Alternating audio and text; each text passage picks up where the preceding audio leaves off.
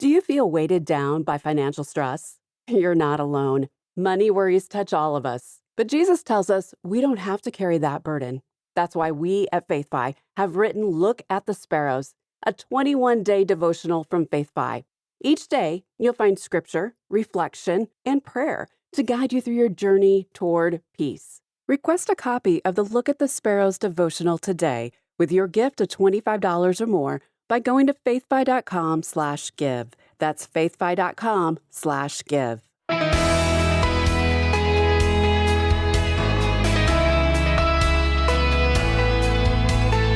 Are you looking for a way to grow your relationship with God and with your spouse if you're married? Hi, I'm Rob West. If you're willing to put in some time and effort, there's a great resource to help you enhance your marital and spiritual relationships. We're pretty excited about it, and Dr. Gary Chapman is here to explain it all. Then it's on to your calls at 800-525-7000. That's 800-525-7000.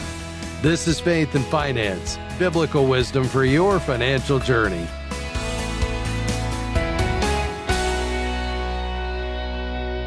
Well, our guest, Dr. Gary Chapman, is a much sought-after speaker, counselor, and author of many books, including those on love, communication, and personal growth, the most famous, of course, being The 5 Love Languages, How to Express Heartfelt Commitment to Your Mate. Dr. Chapman, a real privilege to have you back with us.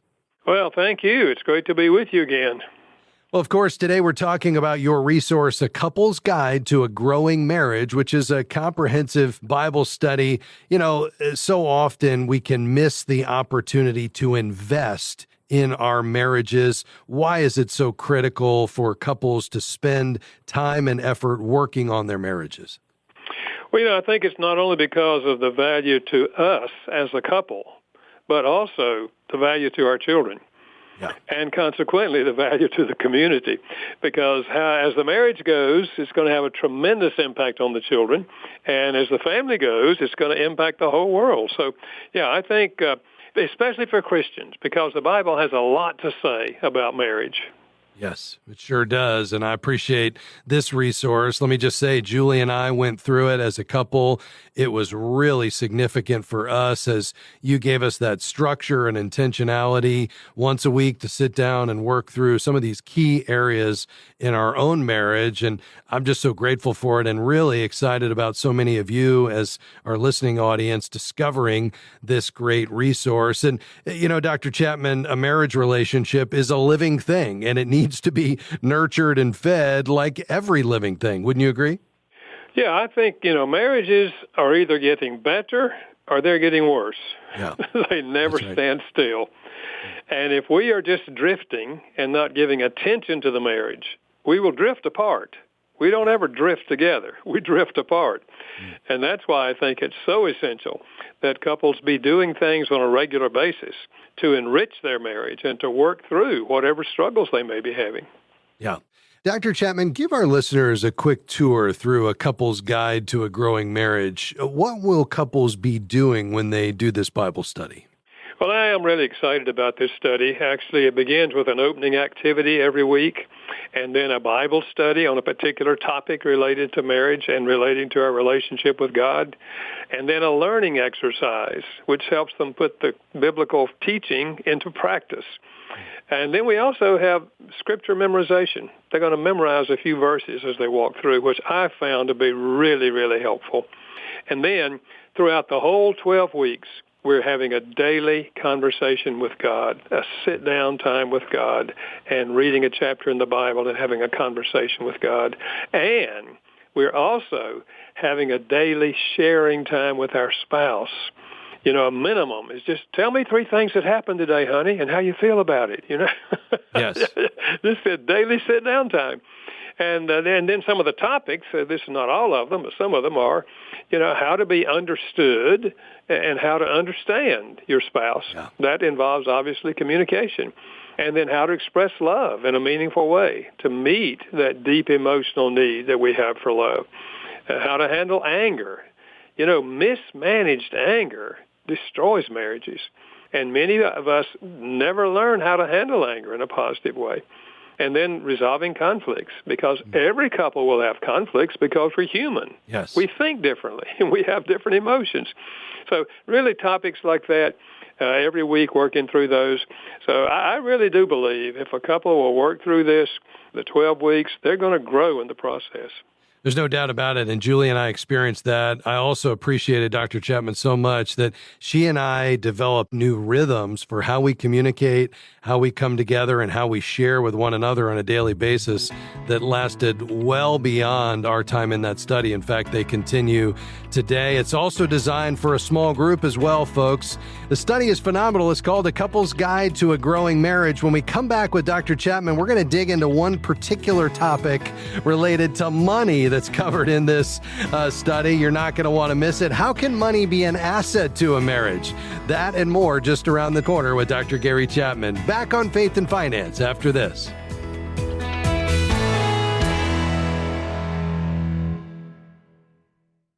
As a faithful listener of the Faith and Finance program, you know that there is life-changing financial wisdom in God's Word to meet all your needs. More than anything, FaithFi is here to help you and millions of others see God as your ultimate treasure. As a nonprofit, we're grateful for our partners that help expand our outreach every month with their generosity. Has God provided financial answers for you through this ministry? Please consider becoming a monthly partner by visiting faithfi.com and clicking Give. Paying too much for health insurance? Frustrated by high deductibles and increasing premiums? There's a better way. Christian Healthcare Ministries. CHM is a Christian community delivering a faith-based solution to the high costs of healthcare. Take control over your healthcare costs with a program from CHM that could save you up to 40%. Learn more and enroll today at chministries.org/faithfi. That's chministries.org/faithfi.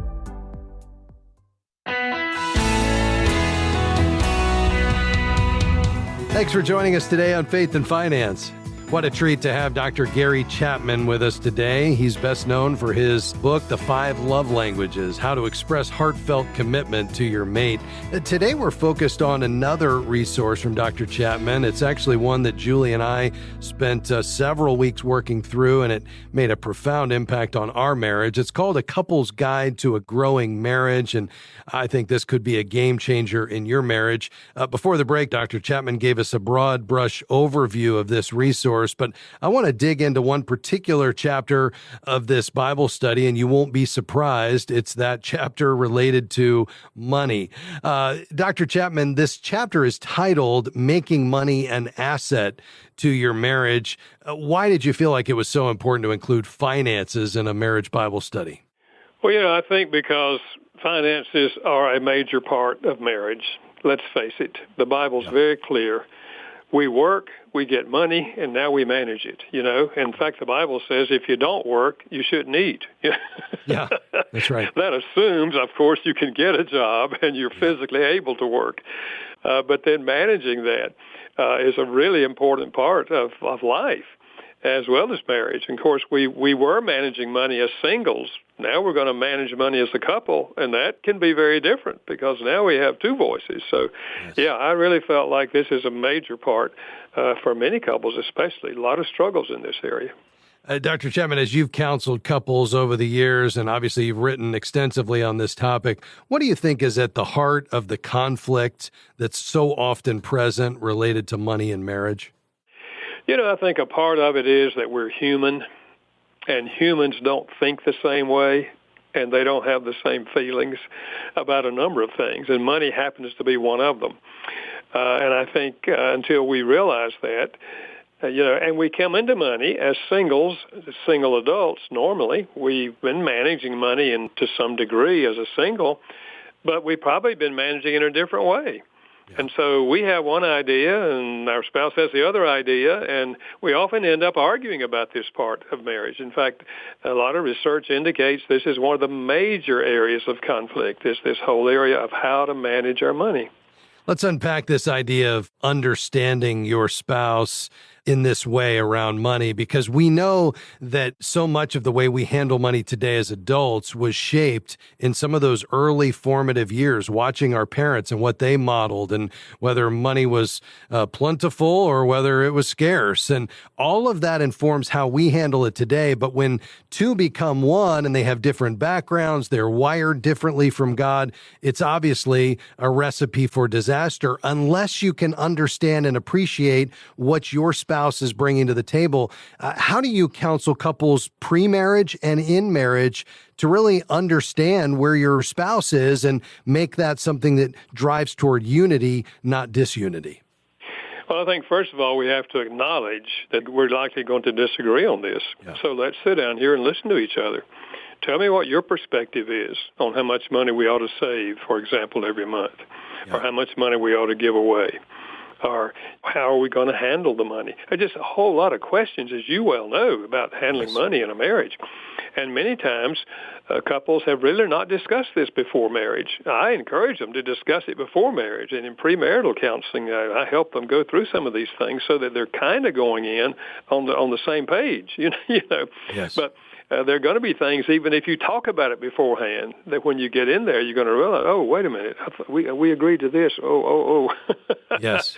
So listening to your spouse with a view not to arguing with them, but with a view to understanding their reasoning, their ideas on whatever particular topic it is related to money. And if we understand each other, then we can say, okay, now obviously we disagree on this, but let's decide how we're going to handle it.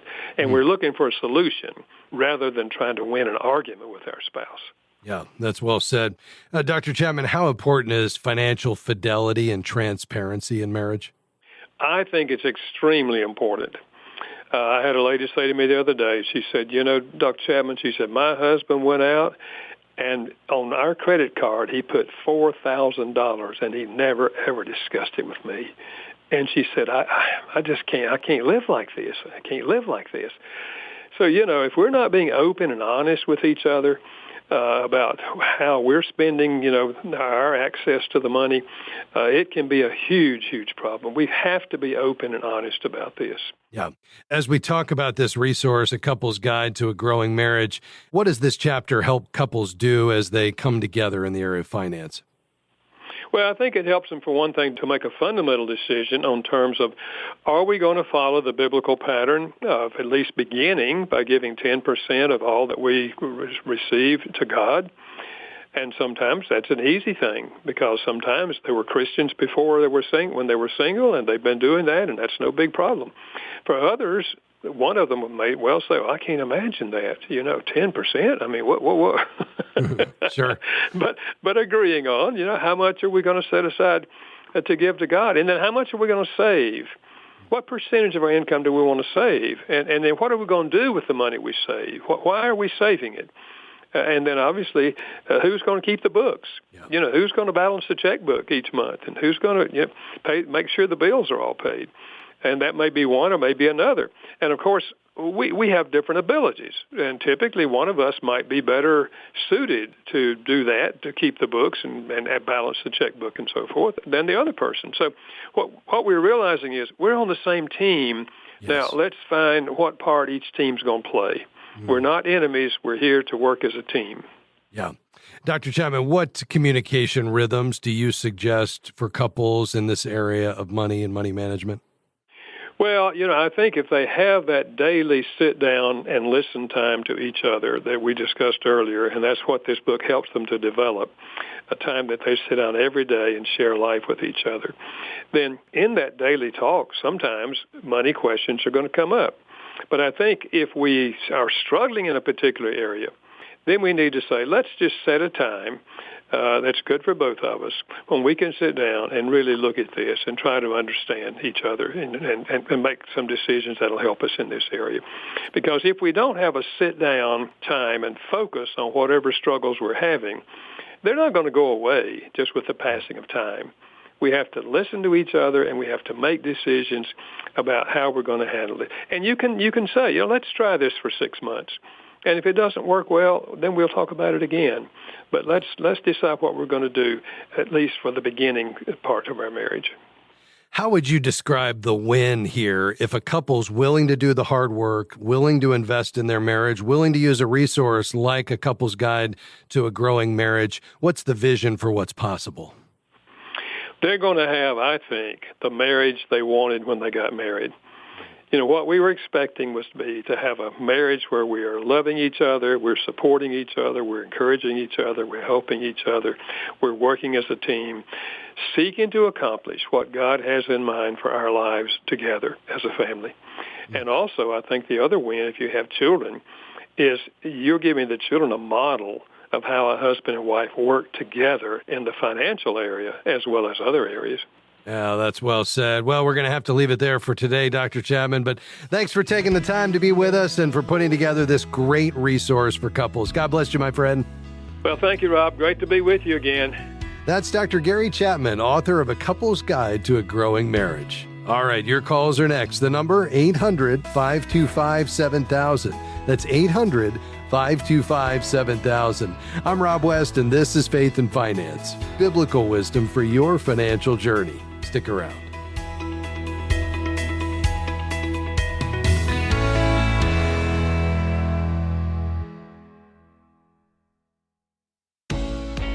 What's most important to you when it comes to choosing your financial advisor? Someone who's aligned with your biblical values? How about someone who will take the time to explain your options? Certified Kingdom Advisors are professionals who meet high standards in competence and integrity and have been trained to offer biblical financial advice. To find a Certified Kingdom Advisor in your area, visit faithfi.com and click Find a CKA.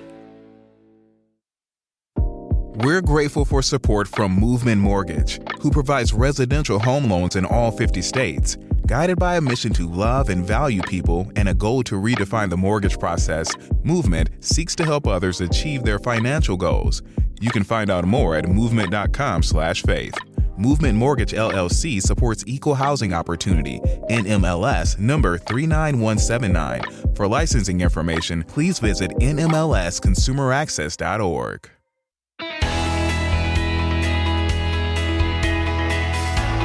Great to have you with us today on Faith and Finance. I'm Rob West. We're taking your calls today at 800-525-7000. Looks like we have just a couple of lines open, but if you have a financial question, we'd love to tackle it with you.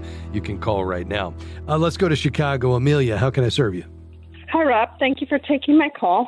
I have a friend who is buying a house a year and using it for Airbnb. He's profitable. I'm just concerned about what they're talking about, the economy and the changes might happen. So I was wondering your thoughts and maybe an exit strategy. Yeah. How much debt is he taking on average per property? I don't know his numbers, but I imagine he's doing conventionals, maybe 20%. So I imagine he has 80%. Yeah. Well, you know, the various changes in the economy and the housing market obviously could make what has been something that's very attractive in the past more challenging. So, for instance, if there was an economic downturn, we'd see reduced travel and tourism. So in a recession or an economic downturn, discretionary spending on travel often declines. That would lead to fewer bookings, lower occupancy rates, and reduced income from the Airbnb properties. You're also typically in an economic downturn going to have unemployment, which leads to lower disposable income. You know, we currently are in a high interest rate environment, so the extent to which he's borrowing a good bit to get into these properties, obviously the carrying costs on these, while these rates are higher, make that more expensive. And then, you know, we just have to watch the housing market conditions. So if, you know, with these very high property values, we started to see, which we are in certain pockets of the country, especially those that were driven up, you know, more than the rest of the country because maybe they're in a particular area that's a vacation-friendly area. If we see those property values decline, then, you know, we're going to have a depreciating asset here, leaving less equity, and that makes it harder to sell or refinance. And so you just got, you know, some challenges related to that, especially if he's using a lot of leverage or debt to make these purchases. Now, don't get me wrong. I'm a big fan of owning real estate and owning it for the purpose of generating income, because, you get the tax deductions, you get the ability to, create an income stream that can hopefully, offset the carrying costs. There's a lot of benefits to having a diversified income stream, especially when you can cover the cost through the rental income and the property continues to appreciate, because over time, the rental income is helping you pay off the debt. And now you've got an appreciating asset, hopefully that's free and clear at some point, and you could have quite a portfolio. You just need to make sure you're not getting overextended.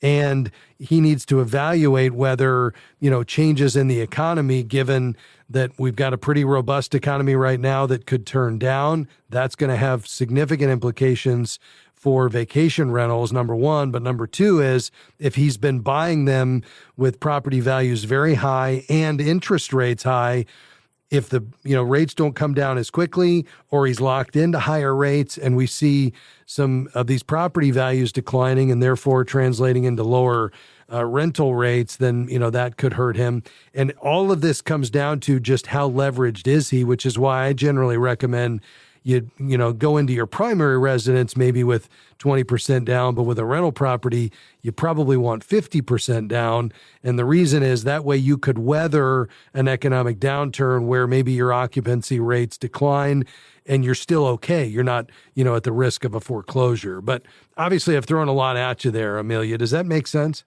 It does. Thank you for that insight. I was wondering, is there an exit strategy that you might recommend should the economy, tank?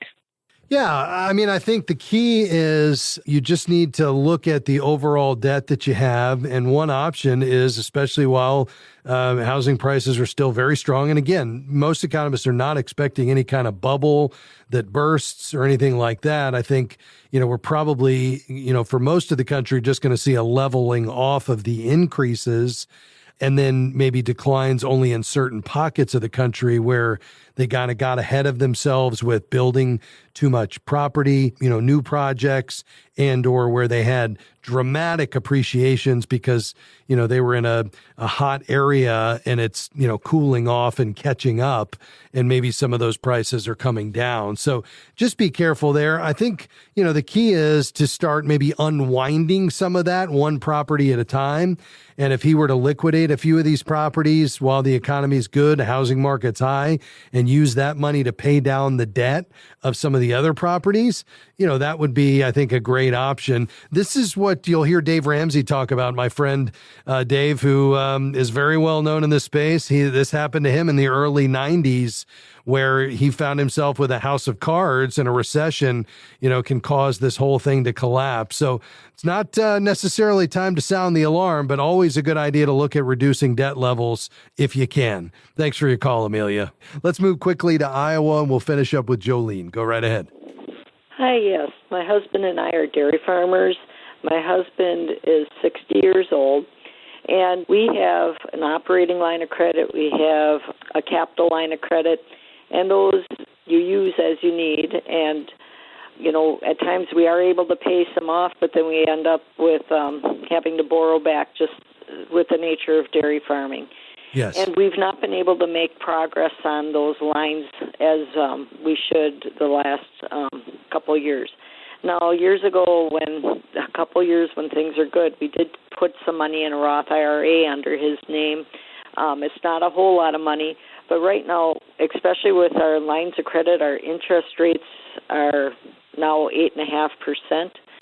We were thinking of taking those Roth IRAs out and taking that money, putting it against our line of credit. So we have a couple questions about that. The first is, with it being a Roth IRA, there should be no tax consequences to that. Are we correct in that? That is correct. You can always take your original contributions out at any point without any tax or penalty because you already paid income taxes on it. So they're delighted for you to take it out and not get the tax benefits in the future. Now, with the growth, the portion that beyond what you put in, because the market has grown, with that, as long as that account has been open for 5 years and you're over 59 and a half, you can take that also tax-free and penalty-free. Yes. Okay, so then even from a regular IRA, we could take our original amount put in? No, that's only for the Roth. With a traditional IRA, you got a deduction when you put it in. And so even the first dollar, you're going to pay tax on it as income when it comes out. The only question is whether you pay the penalty. You would not have the penalty because you're over 59 and a half. May the Lord bless you. Thanks for calling today.